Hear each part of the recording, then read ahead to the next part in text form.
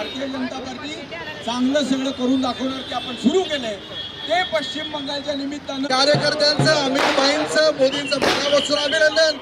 याबरोबरच आसाम मध्ये 126 पैकी 100 जागा, केरळ बाकीच्या मोठे सगळे राज्यावरती भारतीय जनता पार्टीची सत्ता आहे। यामध्ये अमितभाई शाह साहेबांनी सांगितलं होतं 180 जागा आम्ही जिंकू, परंतु आता 195चा टप्पा आपण ओलांडलेला आहे।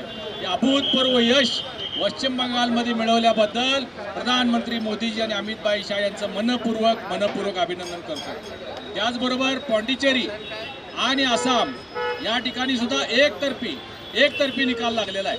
दुसऱ्या 2 राज्यामध्ये आपला तेवढा सहभाग नव्हता, परंतु पश्चिम बंगालकडे संबंध देशाचं लक्ष लागून राहिलं होतं। बघितलं असेल आपण गेल्या 10 वर्षामध्ये अनेक कार्यकर्त्यांना भारतीय जनता पार्टीचा त्या ठिकाणी बळी दिला गेला होता। अनेक लोकांनी ज्यांनी हिंदुत्वाचं नाव जरी घेतलं तरी त्याची त्या ठिकाणी कत्तल व्हायची। ही जुलमी राजवट उलटवून टाकण्याचं काम पश्चिम बंगालच्या जनतेने केलेलं आहे। मी त्यांचं मनपूर्वक अभिनंदन करणार आहे।